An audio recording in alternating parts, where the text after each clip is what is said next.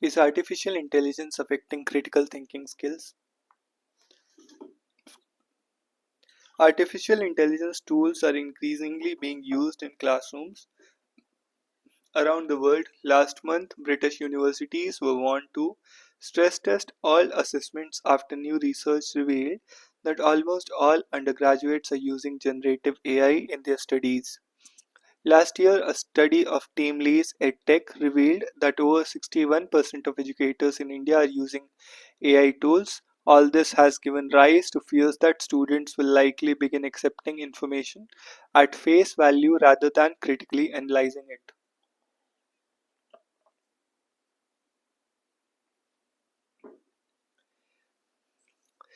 All this has given rise to fears that students will begin to accept information at face value rather than critically analyzing it.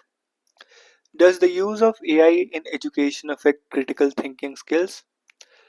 Yes, AI should be permitted. It has pervaded every aspect of our lives. It is not a good idea to prohibit it. Even if you were to prohibit it, students will use it because it has pervaded every home and device. The extent to which it should be used and who should be using it in the classroom is contextual. It would depend on whether I am teaching a coding course, a technical course, a science course, or humanities course.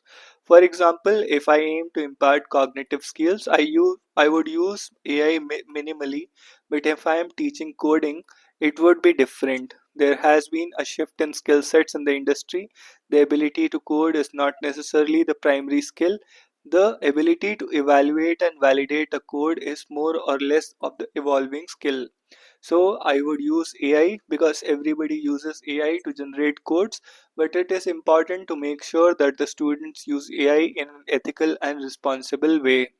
There is no government regulation on usage yet, so institutes and instructors have to form their own rules, declare these clearly at the beginning of the course, and also explain why they are imposing these. As long as things are done in a systematic, informed, ethical, and a responsible manner, AI should be allowed.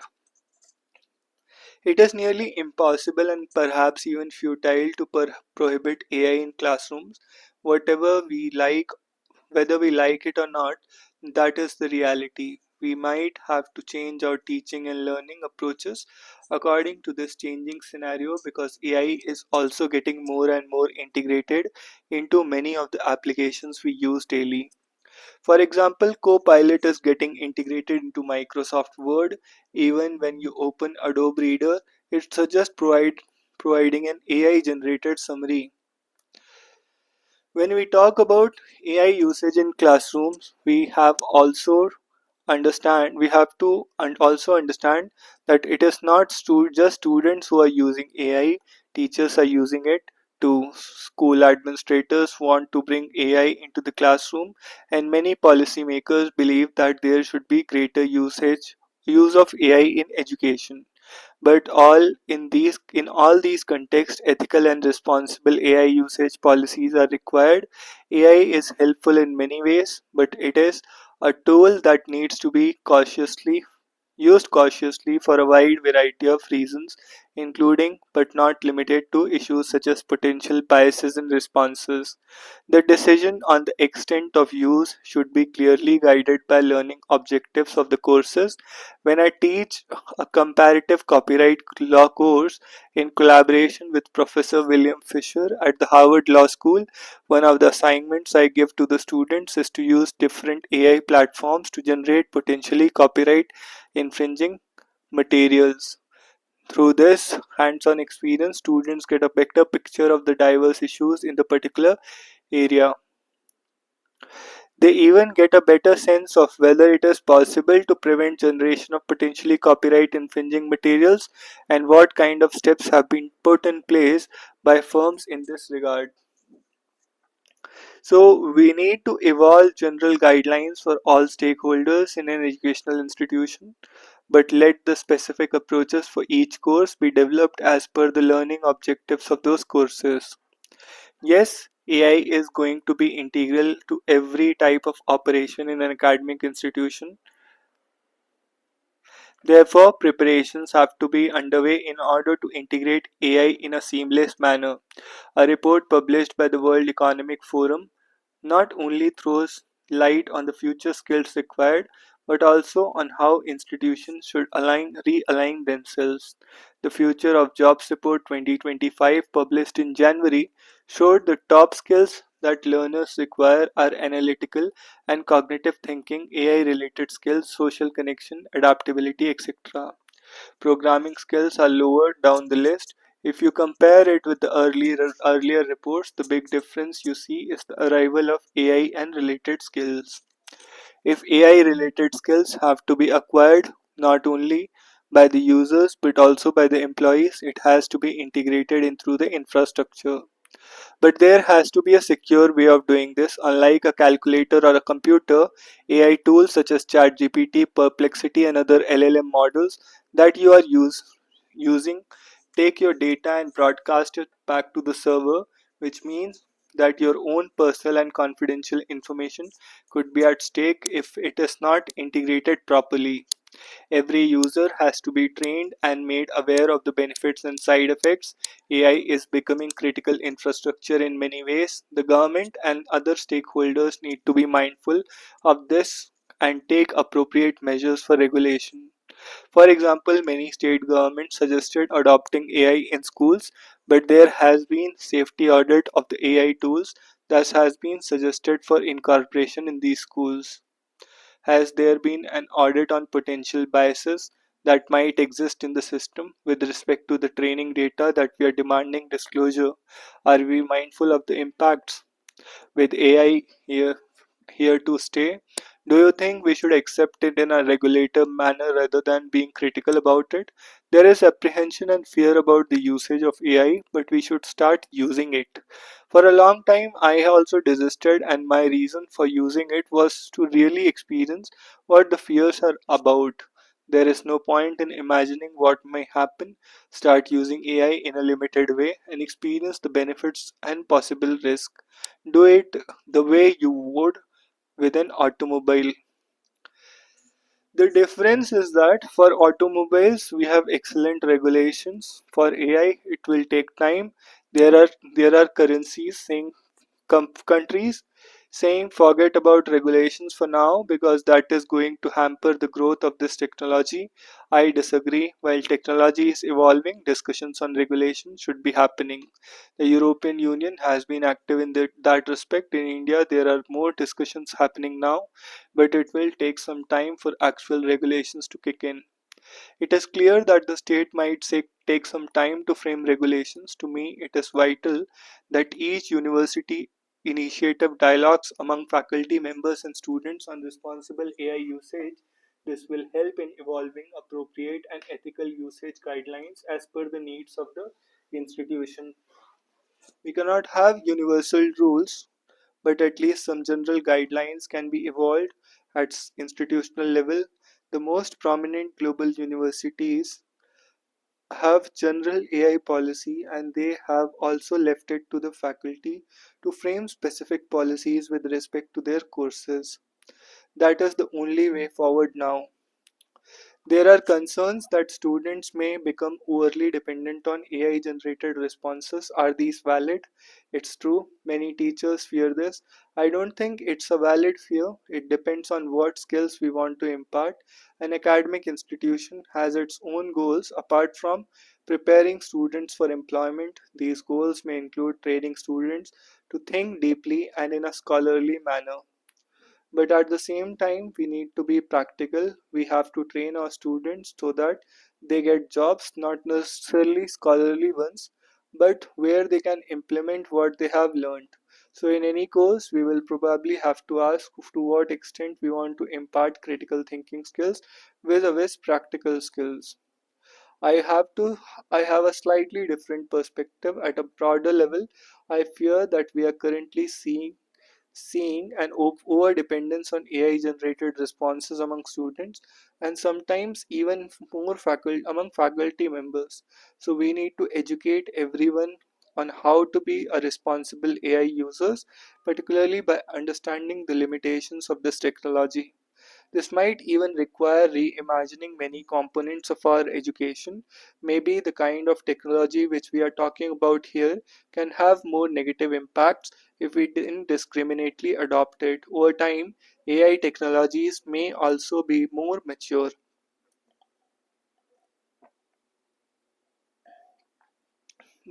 But as it stands now, my fear is that most of the time people are overlooking for the limitations of this technology.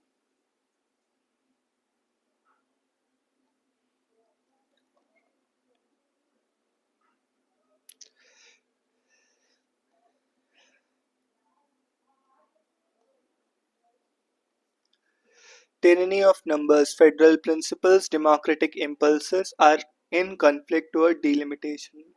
The call at an all-party meeting chaired by Chief Minister M.K. Stalin in Chennai to freeze the strength of Lok Sabha and state assemblies for 30 years beyond 2026 might seem like a pushing away a pressing problem into a distant future. The challenges in 2056 when delimitation is eventually taken up could be far more complex than those of the last exercise conducted after delimitation was set after 2002.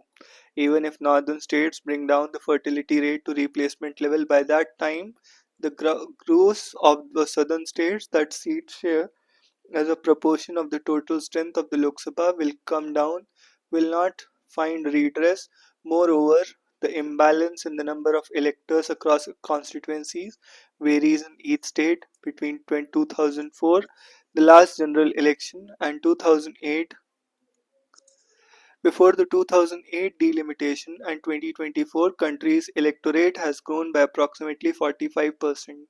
In just 15 years, there has been significant malappro- malproportionment in many constituencies. In Karnataka, Bangalore North has 3.2 million voters, while Udupi Chikmagalur, with an electorate of just 1.6 million, has less than half that number.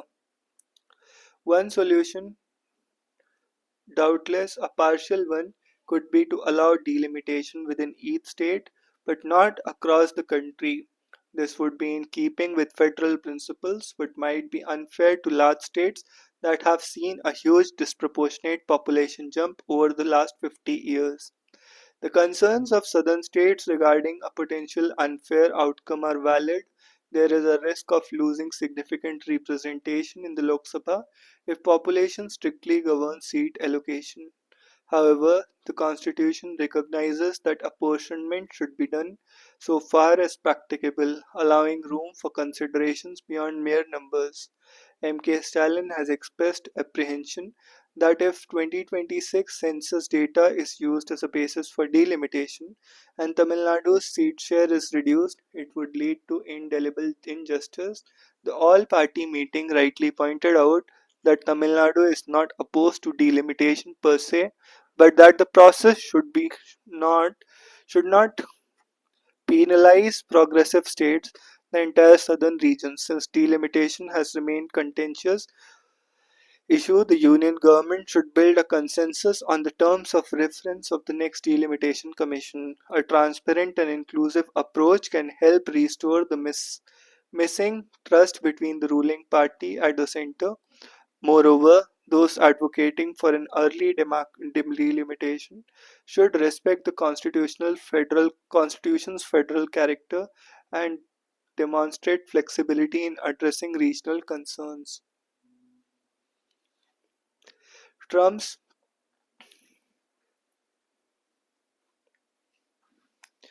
Trump seems oblivious to the long-term consequences of his policies.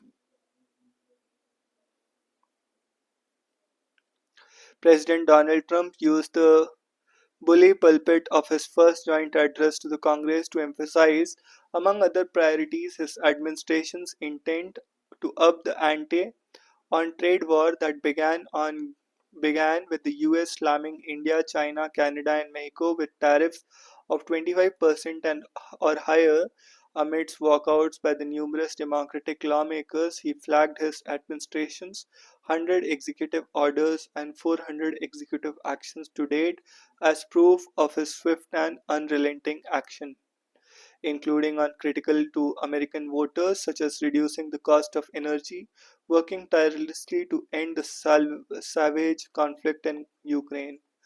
Early on, early on in his speech, Mr. Trump underscored the US's withdrawal from Paris Climate Accords, WHO, and the UN Human Rights Council, even as he reiterated in his administration's commitment to the mantra of fossil fuel exploitation, drill baby drill, as the key approach to bringing down energy prices. He also railed against woke culture, specifically focusing on getting men out of women's sports.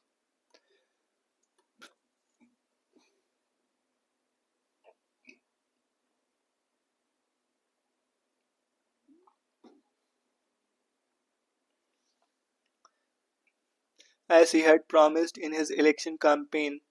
In hat tip to Elon Musk, the boss of the newly found Department of Government Efficiency (DOGE), he claimed that the initiative has already found hundreds of billions of dollars of fraud.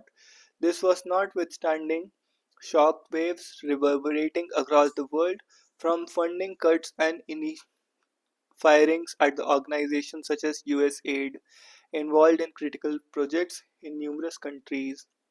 Lawsuits aimed at blocking DOGE's access to confidential government data. On the one hand, it is hardly surprising that Mr. Trump is pushing a conservative agenda, for example, through his administration's aggressive drive towards smaller government.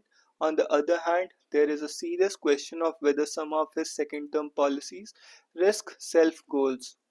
Tariffs are a case in point, as independent economists have argued that higher import costs resulting from increased tariffs could lead importers to pass the economic burden on consumers through higher prices, driving inflation contrary to his economic promises. However, this warning has largely fallen on deaf ears among MAGA supporters. Similarly, there is a distinct possibility of the US saving resources and materials of war if it passes military support to Ukraine, yet this strategy does not apparently concern itself with the longer term, possibly transatlantic consequences of signaling weakness of defense against Russian territorial ambitions looming over Europe. While the 2024 election revealed the depth of the partisan chasm between sections of American voters over crucial emotive issues such as immigration, reproductive rights, and economy, the tone and tenor of the second administration does not instill confidence that his gap might be bridged in 4 years. I write this as INSA senior scientist and adjunct professor, National Institute for Advanced Studies, Bengaluru. I was also the former director of Indian Institute of Technology, ROPE. This is with reference to report India to go past US in scientific publications, says Minister. While quoting the publication of National Science Board of USA on science and engineering claims that India will go past in US in scientific publications, he makes this prediction based on table PBS of the NSB, which list the number of S and E publications from 2012 to 2022, which is based on Scopus database assessed in April 23. I wish to highlight the point that scholarly output is of India's total publications in all disciplines, including SNE, for 24 based on Clarivate as on February 25, 2025 stands at 1,91,000 and the corresponding number of publications for US stands at 6,48,000. With such a staggering lead, I wonder how India can surpass US by 2029. How realistic is Minister's prediction? The ministers appear to be silent on the average quality of publications from India. Further, Clarivate depicts the CNCI value indicator of quality of publications. For Indian publications, just 0.789 in contrast to values of 1.12 and 1.25 for China and US. Out of 30 countries, India is ranked 28 with respect to CNCI value. I appeal to the minister to determine the root cause of the poor quality of research Indian publications rather than dwelling on quantity of our publications. US President Donald Trump's decision to threaten and impose higher tariffs on India from April 2 should push India to reduce its dependence on US and explore other markets. Instead of relying on protective nets, Indian industries must become globally competitive. Instead of fearing Trump's tariff hikes, India should turn this into an opportunity by diversifying its imports, improving its manufacturing quality, and expanding into new markets. India must strengthen its position as a major industrial country. Women in corporate leadership lived reality. Once again, the world will celebrate International Women's Day. The recent instance of rolling back diversity, equity, inclusion programs in US federal government encourages the private sector to end DEI preference hiring, highlights the challenges and barriers to increasing women's participation. Women who comprise of 40% of corporate Americans' workforce are reeling from the aftershock. While DEI may simply be a corporate mechanism to make small inroads into women's participation, especially at entry level, at present, even at entry mechanism has not really increased women's participation in leadership roles. It is easy to brush aside DEI as being fabricated gestures of tokenism, while women placed in companies are viewed as sufferance or an obligation. Over the past decade, Indian legal mandates can be credited to increase the presence of women in corporate workforce. In 2014, Companies Act mandated at least one women director should be in place on the board of certain class of public limited companies. 2015, SEBI mandated that at least one women director be appointed top 1,000 listed companies. This it is due to legal mandate that companies are attempting to uphold best practices. At fundamental level, the presence of women increases the depth of talent pool available in the workforce. And additionally, women tend to focus on relationship building, fostering greater stakeholder commitment and assisting in formulating strategies that addresses stakeholder concerns. While companies have more women in senior management and leadership role, they begin to appear on lists of the most admired and ethical companies. While token participation of women in companies may be way out for some companies to demonstrate commitment towards gender diversity in the workplace, women are truly effective corporate leaders. It is only when a greater number of K-suite KMPs, top-level executives in an organization, and key managerial personnel or KMPs are women, and in addition more independent directors and chairpersons of committees of the board and board committees are women. While we do have a lot to celebrate on the occasion of Women's Day this year, it is important to keep in mind that there are still significant steps that companies and regulators must take. The issue of women in corporate workforce, especially on the company boards, is of great significance and merits deep research into various facets. Thought arbitrage is undertaking such a study which maps the patterns of women on corporate boards. Beyond Beijing unlocking a feminist future in India, the Beijing Declaration and Platform for Action is the most comprehensive global blueprint for advancing women's rights. The Beijing meeting in 1995 brought together world leaders. More than 200 Indian women were in attendance. The expansion of maternal health care initiatives under initiatives such as Pradhan Mantri Surakshit Matruttva Abhiyan and Pradhan Mantri Matru Vandana Yojana has increased institutional deliveries to 95%. Maternal mortality has dropped from 130 to 97 deaths per thousand per 1 lakh births. Today, half of the married women choose to use modern contraceptives, giving them greater control over reproductive health. The Ayushman Bharat Pradhan Mantri Jan Arogya Yojana, the world's largest government-funded health scheme, has provided millions of women with free access to critical medical treatment. The National Education Policy 2020 has paved the way for higher retention rates and opportunities in the field of STEM.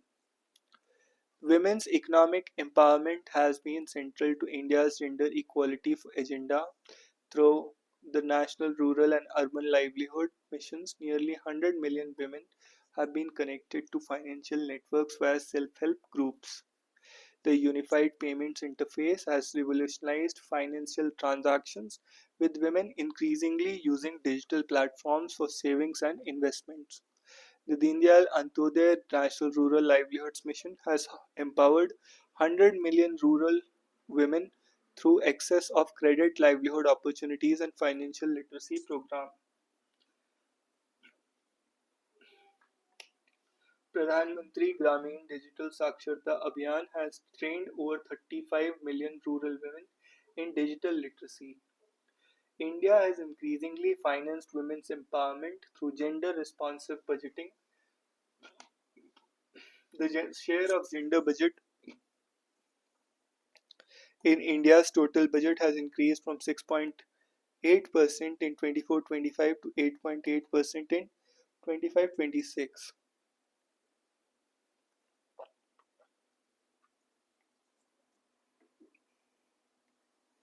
Gender-based violence remains a challenge. The Beijing Declaration calls for ending violence against women, yet still women face violence. The introduction of Bharatiya Nyaya Samhita, which came into effect on July 24, strengthens legal protection and improves women's safety. Odisha ensures that blockchain-based system in Odisha ensures survival receives swift, confidential and coordinated support. Partnerships such as one between United Nations Population Fund and Rajasthan Police Academy have enhanced gender-responsive policing. Initiatives such as Gati Project, which promotes women in STEM, and the G20 Tech Equity Platform, which trained thousands of young women in emerging technologies, showcases the potential. The Women's Reservation, which guarantees 33% representation, builds on local governance success.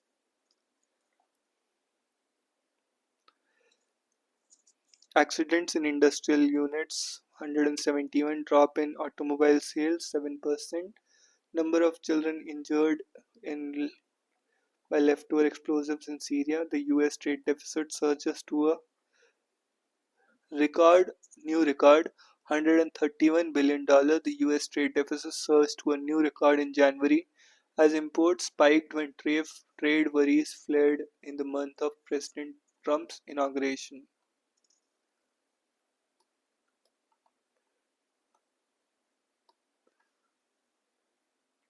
Ostracization of 30 people of 8 families by a village chief over the land disputes in Tenkasi. The academic link between Nepal and India when it comes to history of modern formal education in Nepal, Kersley Krantz will really reveal that it is not only very old, it also displays intricate connections with India. On February 16, third-year Nepali women's student was founded by suicide in the Bhubaneswar-based KIIT. Nepal's academic relationship with India and Indian academic institutions in particular illustrate a rich history. Without even being colonized, country's colonial legacy of Nepal's education system was established through two routes: by affiliating the first college in Nepal to Indian universities of colonial India, thereby diminishing any opportunity to premise pedagogy around Nepali roots and branches, and the second was through college instructors.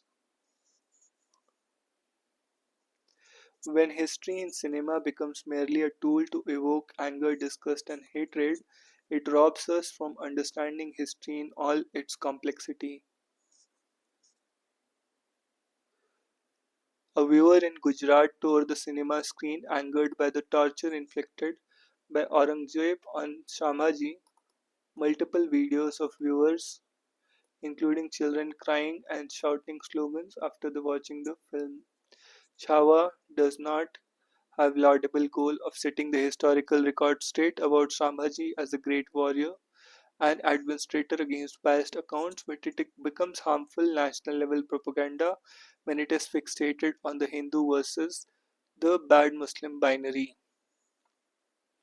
Chhawa's world is one in which relentless quest exposes the evilness of the Muslim Aurangzeb, makes it omit that he came to power on the basis of support from the Rajputs, that his administration has the highest percentage of Hindu Mansabdars in Mughal history, and that he also had Hindus in post of the Diwan and heads of the two important provinces.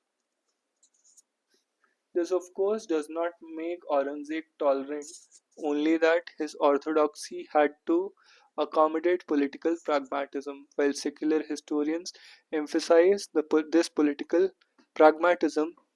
Samira Sheikh shows how Aurangzeb's Sunni bigotry arguably persecuted Shia and other Islamist millennium groups such as Mahdavis, Daudi Bohras, and Sufis more than the Hindus.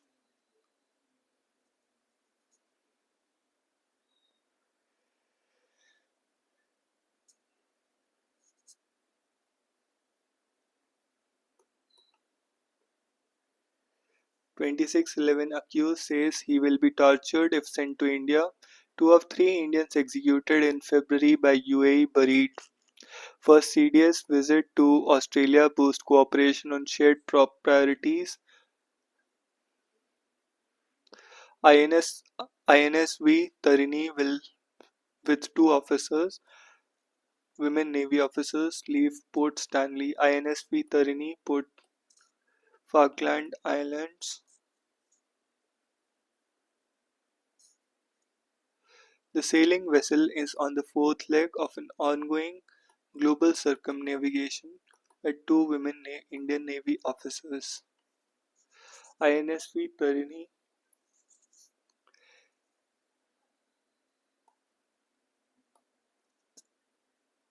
during the most treacherous leg of their journey, passing through Drake's Passage.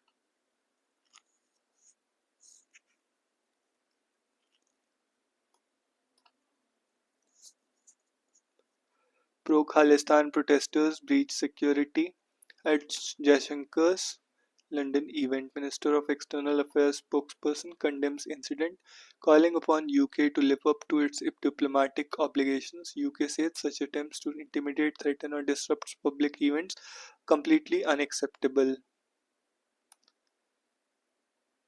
Cautiously optimistic about FTA talks with UK. PM to likely visit Sri Lanka in April, launch solar power plant project.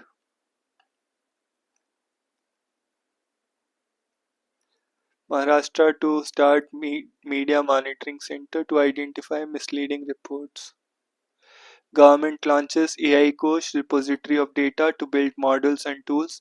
14,000 GPUs have been commissioned for shared access and more of it will be added on quarterly basis, says Ashwini Vaishnaw. He also provided an update on the government supported effort to create a homegrown foundational AI model.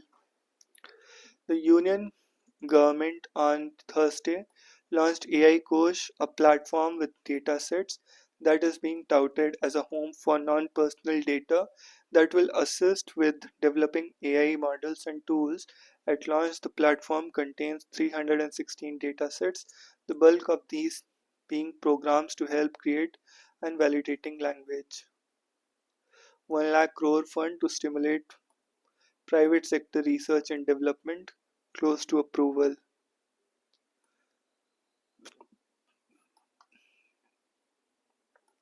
Primarily in the form of low interest long term loans will be available to private companies.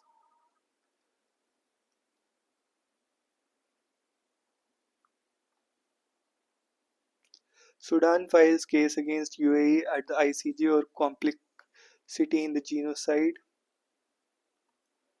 Zelensky thanks Europe for supporting Kiev after US rift.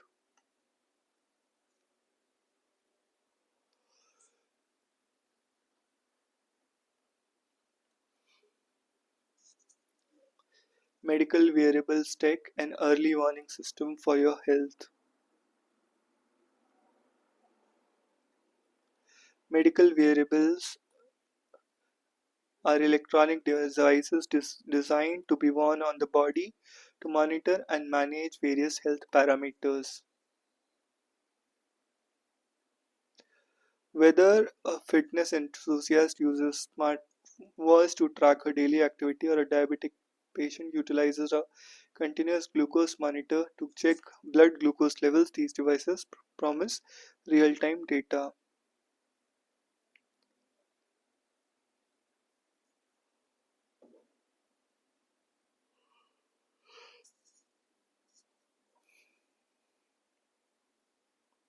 Harnessing gut microbiome to halt vitiligo.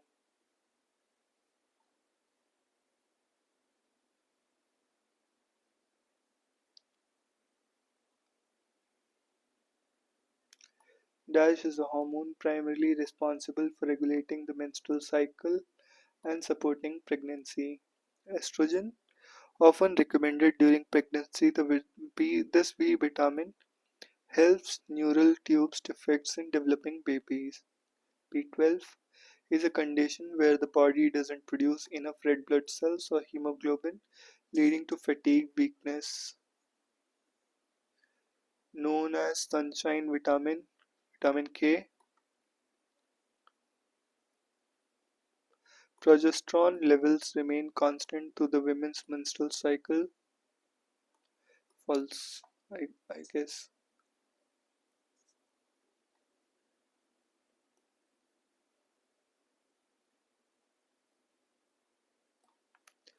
Many of Trump's priorities work for India, Jaishankar. If Pakistan vacates POK, Kashmir issue will be resolved. Unblock Bikatan site once it is temporarily reduces. Khartoum High Court.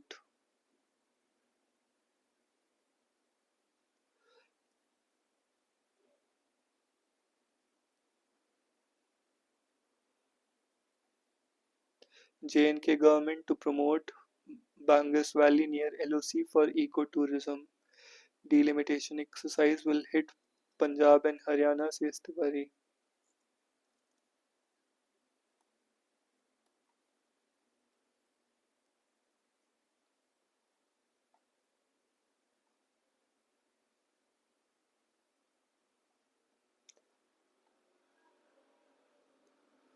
So that's all for today. See you in the next one.